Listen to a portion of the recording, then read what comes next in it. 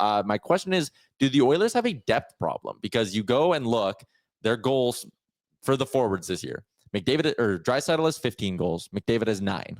Next on the list is Perry Skinner at 4. And then it goes to Zach Hyman and Connor Brown at 3 apiece. And we came into this year being like, whoa, this is the deepest forward group that the Oilers have ever had.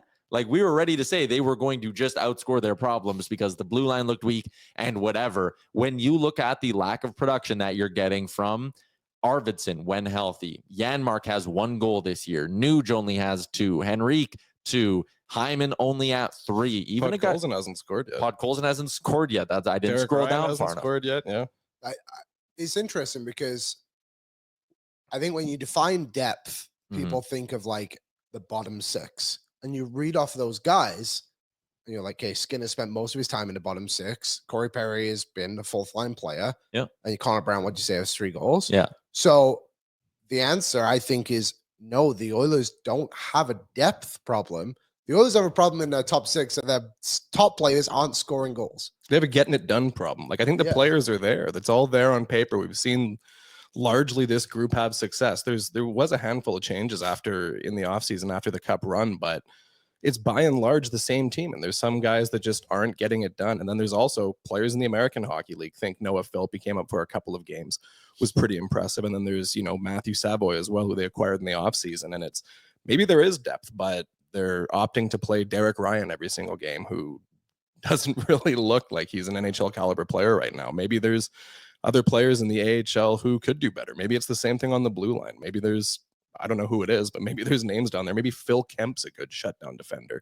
Maybe it's time to try some guys in the AHL and have some more competition for roster spots on the team. It is interesting that they choose to call up, and I don't mean this to be a shot at Josh Brown, because I think he's come up and been what we expected it to be, and I think you needed to give him the chance to do it. But like, why is Drake Caggiula back up again? I like Caggiula, but like, is it not more important to have like a Philp in the lineup or something like that? Like, you're kind of losing. What did Noah Philp not do? I know. At first I thought it was just like a money thing, but if they're like calling him back up, it's crazy. But they can just dip into the LTIR and have these players. Like, there's all the talk about accruing cap space and this and that. But I mean, you don't have to think that far ahead. You kind of have to worry about winning games in November and December. They're in LTIR right now. So why Phil? And again, if they're sitting there going, well, there's not a lot of forwards down in Baco, like, we need, at some point, you just kind of need to shrug and go, like, sorry, Condors. Yeah. Or just sign them some players.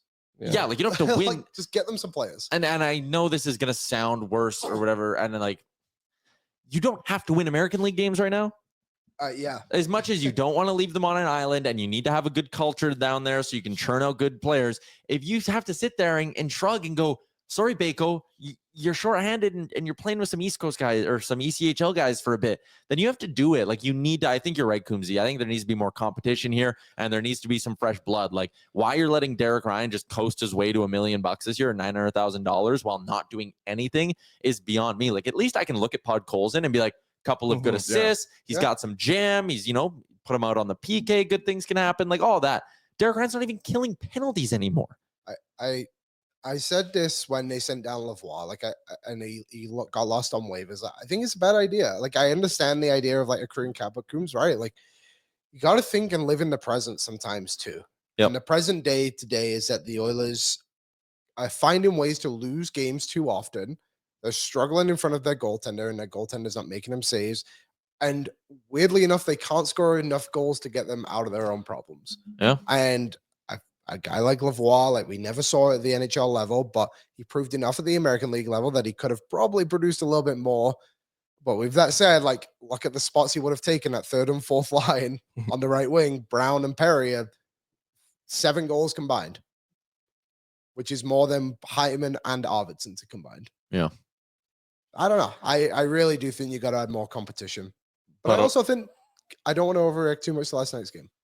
Well, and there is that too. Like, on one hand, they're right in the mix. And we had people in the comments being like, they might not make the playoffs. They're going to make the playoffs. This is their tough stretch. We know they're capable of going on a heater, and they're right in the mix. This is not 2-9-1. This is not as dire as last year. They are not going to need an 8-game heater to solve all their problems this season. They just got to start playing some more consistent hockey. Raphael Lavoie, by the way, 1 goal in 11 games down at the Henderson Silver Knights. So, well, he's maybe a bad example. I know, but like, I agree in the sense of like, you were okay with your fourth line being Ryan, Corey Perry, and whoever else is on that left side. Janmark. It was, wasn't it? Why can this organization not just sit there and be like, you know what, we're going to run a young fourth line. Let's see if we can get some jam going. Let's see if they can actually do something.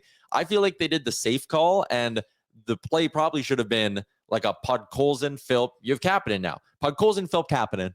Can't that trio actually skate hard and give you something?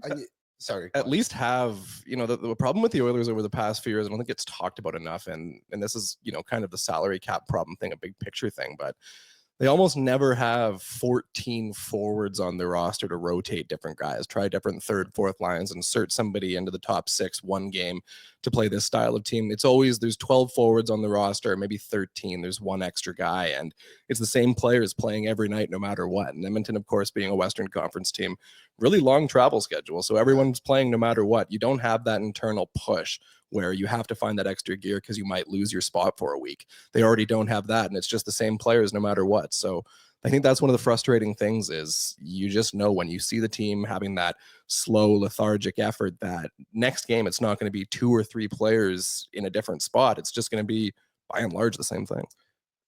One thing, like you mentioned Kapanen then being like a fourth line guy, and he was largely invisible yesterday, but having that speed and that extra skill that he was able to bring drew 2 penalties for the Oilers. He literally got them 2 power plays from skating with the puck. Yep. I think, like you said, like guys like Philp and Savoy, for example, and maybe 2 other guys who can do that because they move fast. He can move. Like, again, and the team speed thing, I think isn't. I think it's overblown. I think it's a little overblown. That's the word I was looking for. But you also, like I said the other day, you need to have guys who can get to dangerous spots fast. And even if they're not scoring, like you said, Kapanen can at least get to a dangerous spot, can move with the puck, can force the other team to make a play. Montreal last night, the Oilers were totally okay being perimeter. And that was the concern for me heading into that game last night. I said it on this show, was Minnesota's better at defending the inside than most teams in the league. One of the best, or if not the best, expected goals against in the NHL. They don't give you quality. Edmonton didn't have enough guys who had the boots or the jam to want to get to tough areas last night, and that's a legit concern. But like you said, Cam, they have the players. Like, this is at some point, I don't know what the wake-up call is, but like, Adam Henrique has scored 20 goals in the NHL before. Jeff Skinner scored 30. How do they look this pedestrian this consistently? Yeah, are they that burnt out? Is it? I mean, I wouldn't understand from Skinner's case because he's never played in the playoffs before. But you can understand from a guy like Henrique. Okay, there was an injury in the playoffs all the way to the Cup final. I mean, I guess you can understand why there's slow starts for some of these guys, but there's other ones where you can't really see it at all. I don't understand why Jeff Skinner would not be off to a slow start. Or it is weird. It can only be an excuse for so long. It was an excuse in October. Yeah, there's fatigue, burnout, whatever, Stanley Cup run hangover, but we're into late November now. That just can't really be an excuse anymore. What's up, Nation citizens? If you like that video, then you need to be subscribed to the Oilers Nation YouTube. Podcasts, live shows, exclusive interviews, and analysis. Everything you need from your favorite voices at Oilers Nation. And you don't want to miss any of it, so hammer that subscribe button. What's up, Nation citizens? If you like that video, then you need to be subscribed to the Oilers Nation YouTube. Podcasts, live shows, exclusive interviews, and analysis.